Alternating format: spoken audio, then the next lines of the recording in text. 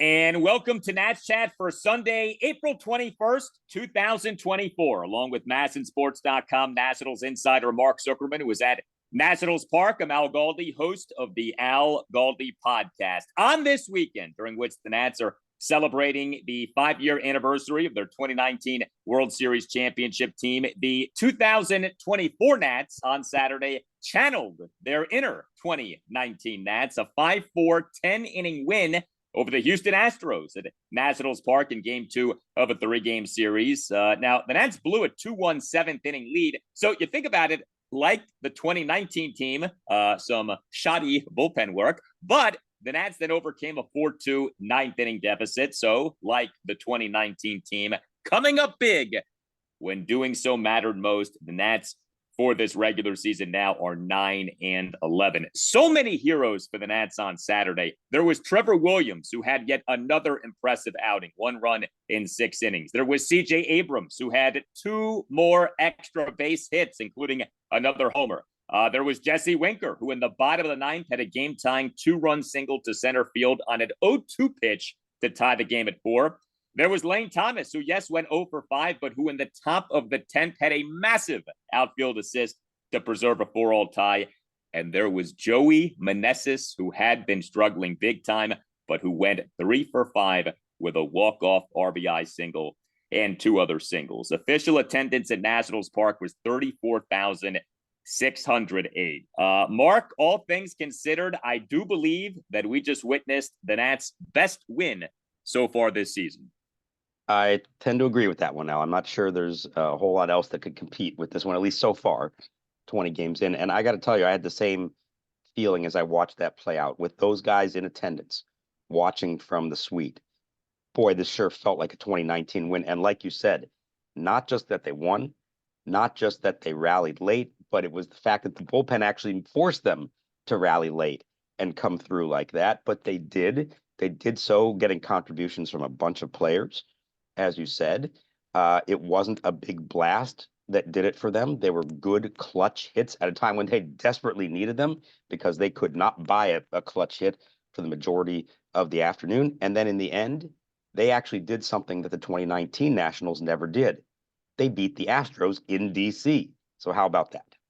Yeah, very nice to be able to say that the Nationals have defeated the Astros in a game at Nationals Park in recent years.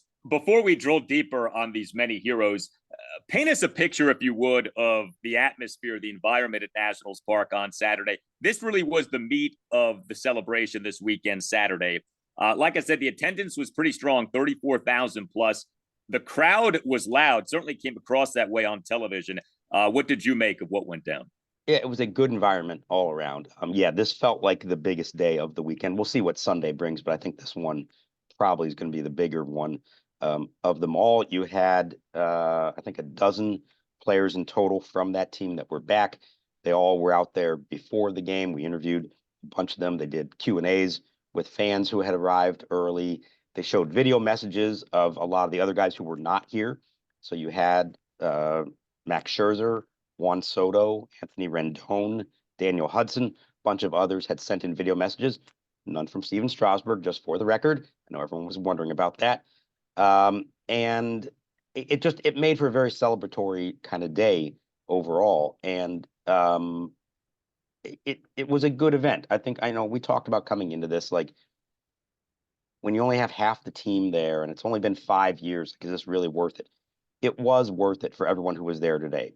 For the biggest reason being that it was a chance for those players and for these fans to do this together, something they were not able to do, as we've talked about, in 2020. And so while there could be an even bigger celebration, say 5 years from now, when the vast majority of that team could come back for a reunion, this still felt like a big deal to a lot of them.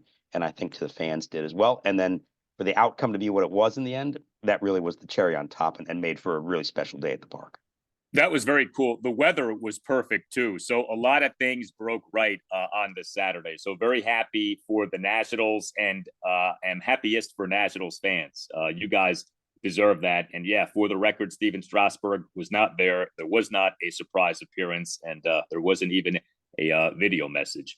So in terms of these many heroes, Joey Meneses, I'm so happy for him. he has really been struggling. And Tim and I, in the last installment of the podcast, talked about the possibility of him maybe being optioned back to the minors, just with how bad he has been. Meneses came into this game with an OPS plus for this regular season of 39. 100 is league average. An OPS plus of 39 is putrid. Meneses was back in the lineup on Saturday. I am sure there were more than a few Nats fans whose eyes were a-rolling when they saw Meneses, not just in the lineup, but as a starting designated hitter, starting DH and number 6 batter.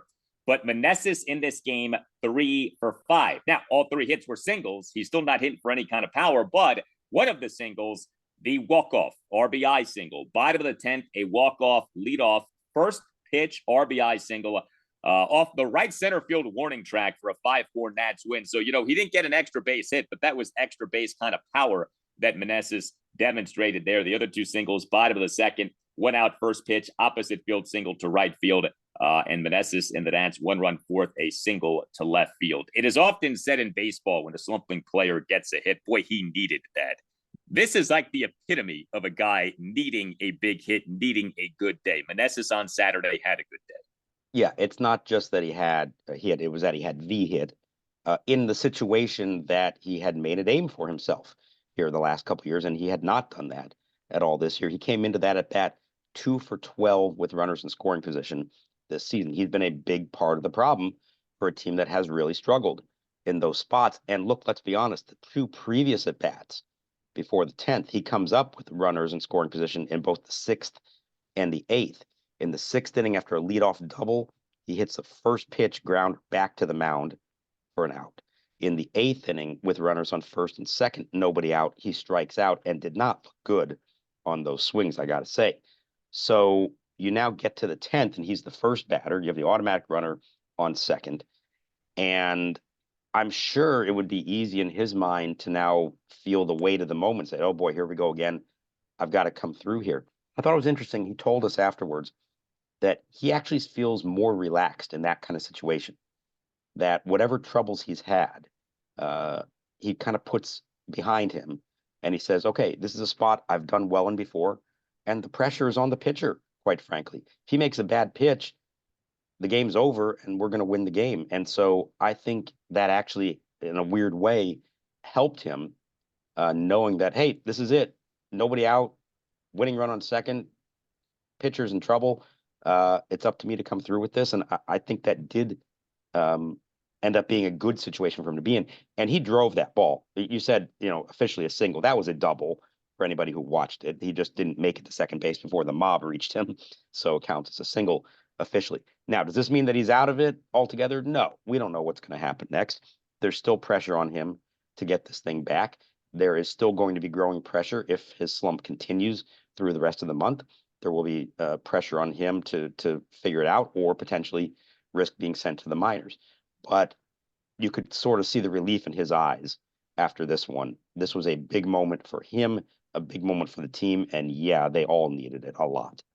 Meneses had a third of the Nats hits in this game. The Nats for the game 9 hits and 5 walks, but 2 for 13 with runners in scoring position. The Nats were putting guys on base, just were not coming through in run scoring opportunities, but 2 hits with runners in scoring position, the Meneses walk-off single, and the Jesse Winker game-tying single. Boy, Jesse Winker continues to come through. He in this game on Saturday, starting left fielder, number 2 batter, 1 for 4, but the one was a game-tying 2-run single, and he drew a walk. But Winker in an Nats 2-run ninth, game-tying 2-run single to center field on an 0-2 pitch to tie the game at 4. This was quite the rally by the Nats in that inning. And, in watching this game, this did feel like one of these games in which it was, okay, they're not coming through with runners in scoring position, but they do keep putting guys on base. The Astros bullpen was not overwhelming in this game. You felt like at some point there should be some sort of bust out. And sure enough, there was, and just in the nick of time. I mean, they pushed it as far as they could Yeah. without doing that. And they did against a good pitcher, Ryan Presley. I know he's not technically their closer now, right, with Josh Hader there, but a guy with significant closing experience for them, kind of a double closer situation. So it starts with, well, it actually starts with Nick Senzel reaching on catcher's interference. So good for him. But CJ Abrams drives one deep to right, almost looked like it was going to be a home run. It wasn't. And now you have Winker coming up, knowing that at minimum, he's just got to get one run in and get Abrams to third with less than 2 outs. And ideally, you get it through the infield and you could score both. And so, like Meneses, he kind of had a relaxed approach in that spot. The pressure's on Presley, not on me.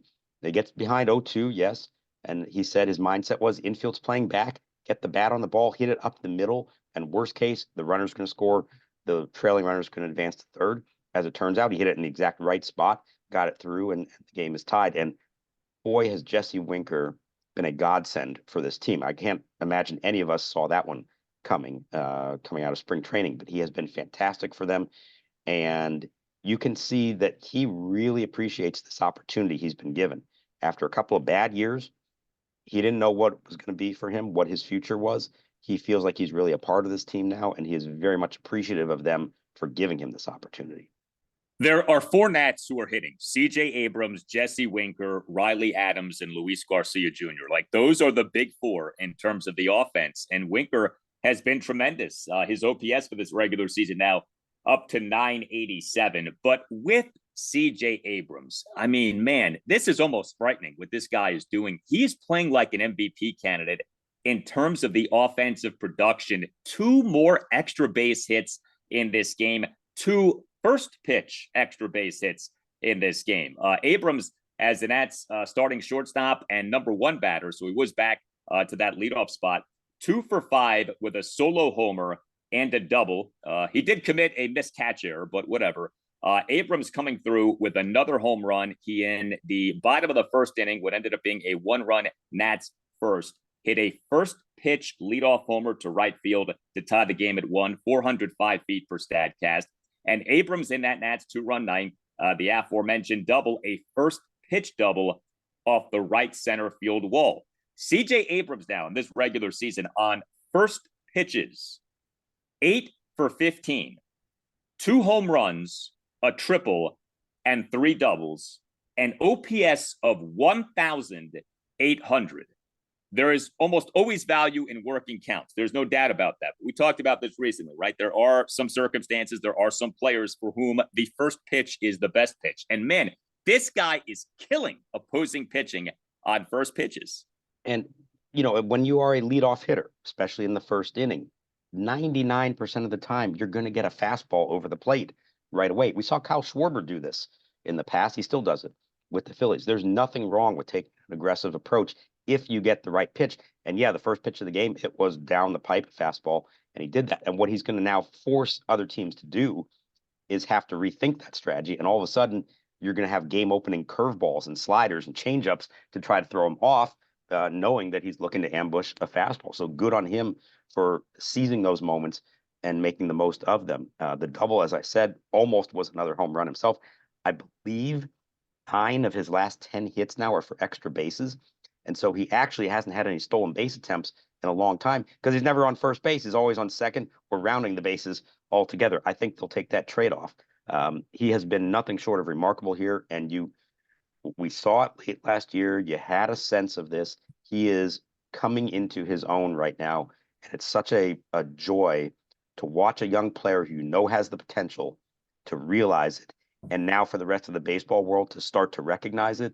It's going to be fun to see how that goes. He, for right now, is the player who the Nats can least afford to lose to injury because he makes that offense go. You know, he is, as Reggie Jackson said of himself many years ago, right? The straw that stirs the drink. And to that point about the extra base hit, so his slugging percentage for the regular season now is at 700, 21 hits, 6 homers, 3 triples, 4 doubles. 13 of his 21 hits are extra base hits. I mean, you cannot say enough about what he's doing, especially from a standpoint of hitting for power. And then there was the Lane Thomas outfield assist. So we fast forward to the top of the 10th inning. Kyle Finnegan faces 2 batters and gets 3 outs on just 7 pitches. Had this game gone to the 11th, I'm presuming that Finnegan would have pitched that 11th because he barely pitched in the 10th. But Finnegan in this inning induced a 1-out fly ball by the Astros number 3 batter, Alex Bregman, in right field foul territory, where the ball was caught by Lane Thomas, and he then unleashed a terrific throw to throw out Jose Altuve on a Tanga play at home plate. You earlier in talking, Joey Meneses said that, one game does not a slump end. And that is true. Lane Thomas recently had some good games. He still overall is not producing offensively. He did not have a good game once again on Saturday, offensively speaking, 0 for 5. But boy, was that outfield assist big. It was huge. He almost had one the previous inning on the fly ball to right. He made a perfect throw to third and almost got Chas McCormick. Would have been a remarkable play itself. Now, you get to the 10th, and I don't know what you were thinking. As I'm watching this live, I turned to my colleague Bobby Blanco right next to me. I said, let it drop, because it's going to be a foul ball. And often in that kind of situation, if the game's on the line, the runner's on third, and you get a foul ball, sometimes an outfielder will purposely let it fall down, thinking that the odds of you throwing out the runner are not that great. Lane said he honestly didn't think too much about that because in that position there, he's kind of coming in on it. There's not a whole lot of foul ground there to begin with. He felt like, he knows his arm, he trusts his arm, and he was hoping Altuve would maybe get a bad jump on it. And boy, was that, if you could draw up the perfect throw to the plate, that was it. Everything about it is exactly how you would ever want to have that done.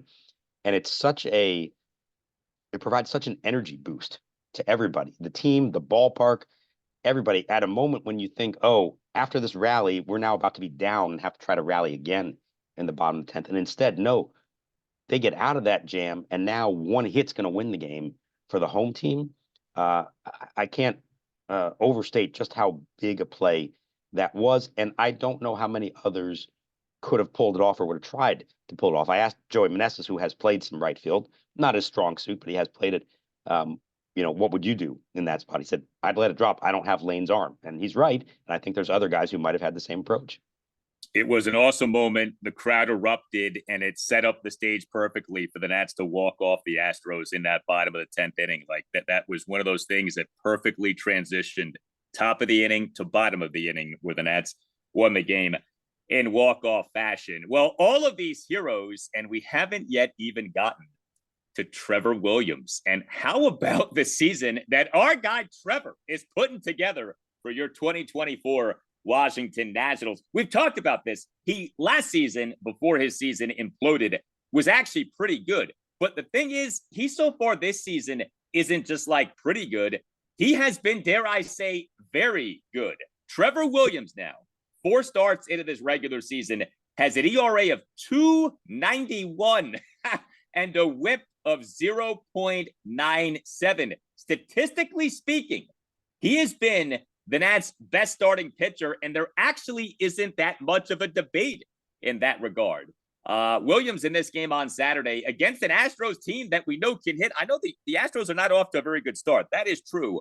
But this is still an Astros lineup that's pretty formidable. Williams in this game, 1 run, 6 innings. He gave up just 3 hits, all of which were singles. He issued no walks. I mean, who is this guy? He recorded 4 strikeouts. He threw a ton of strikes, 77 pitches, 52 strikes, a mere 25 balls. A strikes to balls ratio of better than 2-1. Now, Davey did the thing that you should do with Trevor. 6 innings, 77 pitches. Get him the heck out of there before things fall apart. Bullpen did not necessarily hold up its end of the bargain, but just honing in on Williams, another really good outing for this guy. He retired the last 13 batters he faced. And the efficiency that he did that with, I thought, was remarkable, especially against that lineup, who we know can work counts and put together good quality at bats. So, all the credit in the world to him. This isn't the Oakland A's he did this to, like he did on Sunday. These are the Houston Astros. Big difference. And yet you get to that point, and it just felt like, boy, we know what's going to happen now. He's through the 6th. He's at 77 pitches, retired 13 in a row. Like, why not let him go? Except, this is the philosophy. Davey has made it clear he wants to approach this. And now you're just going to trust your bullpen. And the bullpen did not do its part. The lefty in particular, Robert Garcia, could not retire any of the 3 batters. And the next thing you know, Trevor Williams' start looks like it was going to be wasted. Now, I asked Davey afterward to, knowing what your strategy is with him at the moment, do you consider pushing that, knowing that it hasn't worked out the last 2 times, that the bullpen has not done the job? Would you actually consider changing your approach to this if Trevor's pitching that well? Kind of smiled, he laughed, and he said, not yet. He said, we still have to remember he wore down last year as the season went on. He feels like he's been really fresh every 5 days right now because he's only throwing 80 or so pitches, maybe allowing him to sustain some success start to start. He said maybe you get to a point later this summer if he's keeping this up. Weather's warm. Maybe there are times when the bullpen's a little more worn down. You say, okay, go give us that one more inning. But they're not there yet. I know fans don't love this. If they had lost this game 4-2, this is going to be the story of the game, no matter what. I think it's something to watch, but it is what the plan is with somebody like Trevor Williams in particular. And, the background does suggest, we're all saying, oh, why not let him go? Well, do we think he would have retired Alvarez, Bregman, and Tucker in the 7th? Odds are he probably wouldn't have. So you get him out while the going's good. And at some point, you have to trust your bullpen to actually get the job done. Yeah, I got to be honest. I have zero problem with Davey handling Trevor Williams in this way. I think this is the right way to handle him. I think the job of a manager is always to get the starting pitcher out before he starts struggling. You don't wait until he starts struggling. And so if that means that, occasionally you take a guy out a bit too soon, I rather that than you routinely are taking him out too late, especially Trevor Williams. He's not your ace. Like, there's a body of work that tells you what he is, which is actually a pretty solid pitcher when handled properly. He has had some good seasons. He had a good season with the New York Mets in 2022. But, you mentioned later this summer, and we've talked about Trevor Williams as, maybe possibly being a trade chip, right? He's in a contract season. This is the second year of a 2-year, $13 million contract that he signed with the Nats in December of 2022. Given the way that he fell off a cliff last season, to me, if you're going to sell, you sell high and you maybe sell soon. And I don't anticipate the Nats doing that because they almost never do that, right? They wait until trade deadlines to trade people, if that. I mean, we've seen it sometimes guys not even get traded. But if you're Mike Rizzo and you're thinking bigger picture here, right? And Trevor Williams, I mean, he's not part of your bigger picture plan. I wonder if this is the kind of thing where maybe you pull the trigger on a trade, say in June. Do you think Rizzo would entertain doing that? To me, he should. I don't expect him to, but do you think he would entertain doing that, given that with Williams, I mean, there's no telling how long this is going to go for. Yeah, so I would say June is the earliest that you even have that kind of conversation. And it's not just on the Nat side of the equation. You have to have other teams willing to make those kind of moves earlier than they normally would. Most teams aren't really thinking in terms of trading for veterans until you get closer to the end of July. But you find the right match for it. If he is going well, sure, you try to see what you can get for him at that point. Maybe it coincides well with Cade Cavalli's debut, and that would be an obvious, replacement for him. We'll see what else happens rotation-wise. You just hope he can keep it up because it's good for the team, first of all, and it's good for him in his long run. And then maybe ultimately there is some value that you can get from it. Even in a worst-case scenario, if you get to a point that you can bump him to the bullpen, he can be effective for you from out of there. I mean, on that road trip, I kept thinking to myself, we're seeing every team has somebody they can turn to give them like 3 scoreless innings out of the bullpen and keep a game manageable and not wear other guys out. The Nats don't have that person. Now, right now, Trevor Williams should be starting, but even if he's having some success or drops off some, and you have somebody else who could take over, there's value in having someone like that be that 3-inning reliever. So when Mackenzie Gore gets knocked out in the 4th, you can go to somebody else who can still keep the game close and not burn up a bunch of relievers. With the Nats bullpen in this game, we talked about Finnegan. Ultimately, 5 Nats relievers. Yes, this was another game in which Davey had to use 5 relievers, combined to allow 3 runs in 4 innings. So Robert Garcia got charged with 2 runs without reporting it out. He would ended up being a 2-run 7th for the Astros, faced 3 batters, got no outs. He faced the meat of the Astros lineup, the numbers 2, 3, and 4 batters, gave up a leadoff full count single by Yordan Alvarez to right field, issued a full count walk of Alex Bregman, and then gave up an opposite field RBI single by Kyle Tucker to left field to tie the game at 2. Hunter Harvey in that Astros 2-run 7th, faced 4 batters, got 3 outs, but he gave up a 1-out RBI single by Jeremy Pena to left field for a 3-2 Astros lead. Jordan Weems allowed a run in the top of the eighth on 2 singles and a walk. That was disappointing. Tanner Rainey, though, he tossed a scoreless top of the ninth a day after tossing a perfect top of the ninth. So maybe possibly Rainey is starting to round into form, and that actually proved to be an important scoreless top of the ninth inning. And then we had what we had with Kyle Finnegan. So, Davey these days, even when he gets a good outing from a starting pitcher, inevitably ends up using like 3 to 5 relievers, it feels like. The Nats do have an off day on Monday, but that's going to be their last off day for about 2 weeks. So, you have some wiggle room with the bullpen this weekend, but then after that, things could tighten up a bit. Yeah, it's why eventually you do have to try to push your starters a little bit more. But, the conversation might be different too if Robert Garcia comes in and actually retires the left-handed batters that he's supposed to face. Now,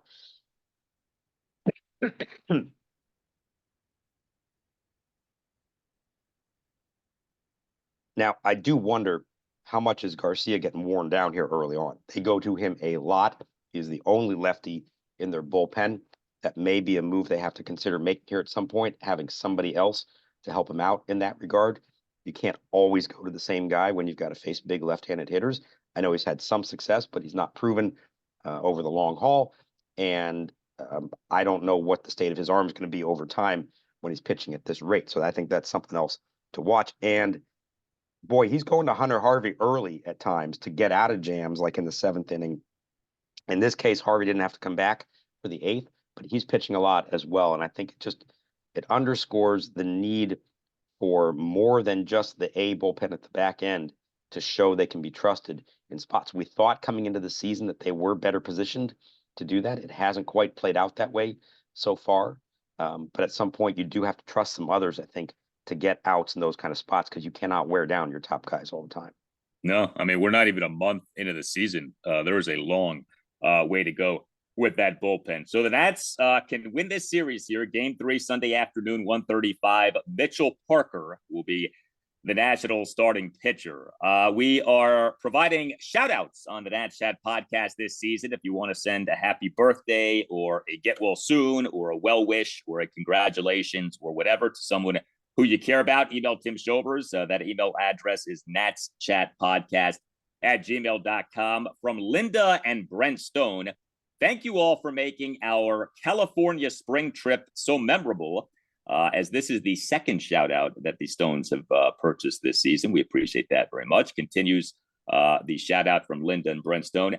Taking the series at San Francisco and Los Angeles, but also unique things such as our surprise meeting of Yoan Adon at the San Francisco baggage carousel, seeing 3 outs on 2 pitches in Oakland, breaking the glass, as in Dodgers starting pitcher Tyler Glasnow, plus Mitchell Parker's MLB pitching debut win, being in Dodger Stadium on Jackie Robinson Day, Abrams leadoff homers,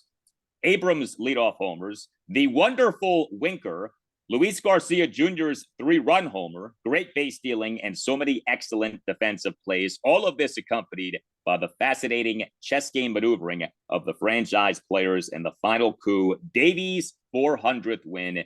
NATS, Nats. Thank you for that, Linda and Brent. The way that Linda and Brent framed that was a pretty nice road trip out in California for the Nats. And the highlight, at least for the Stones, had to have been the Yoan Adon encounter at the San Francisco baggage carousel. That is a high point. Well, they should have broken that story. They could have been ahead of all of us and known that he was there. So what's going on, guys? Going through all that, it kind of, you don't really think about it in the moment. Like, that was an eventful road trip. A lot of stuff happened, a lot of good stuff, some not as good stuff, but that was a good one for them to pick. And I will say, and I've noticed this for years, the Nats draw well on the West Coast.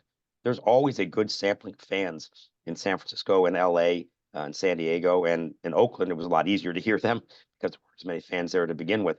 But whether you live out there already, or if you're from the area and never been to any of those West Coast parks, make the effort if you can. Do those trips. Dodger Stadium is great. Petco Park is great.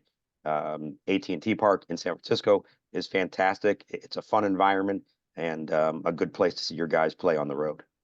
Hit us up on X at Nats_chat. Email the show, natschatpodcast@gmail.com, including if you would like to sponsor the podcast and you can sponsor a specific game or a specific series. All kinds of ways that the Nats Chat podcast can be put to work for you. Hit up Tim Shovers again, natschatpodcast@gmail.com. You can find us on YouTube. Just search Nats Chat. Our YouTube handle is at Nats Chat Podcast. And check out our website, natschatpodcast.com. All Nationals radio highlights on Nats Chat are courtesy of 106.7 The Fan. Nats Chat is on the radio Sunday morning 9 to 10 on ESPN Richmond, which is 106.1 FM in the Richmond, Virginia area, and on Priority Sports Radio 94.1 in the Virginia Beach area. For Mark Zuckerman, I'm Al Galdi. Have a great evening. For Mark Zuckerman, I'm Al Galdi. Thank you for listening, and we'll talk to you next time on the Nats Chat Podcast.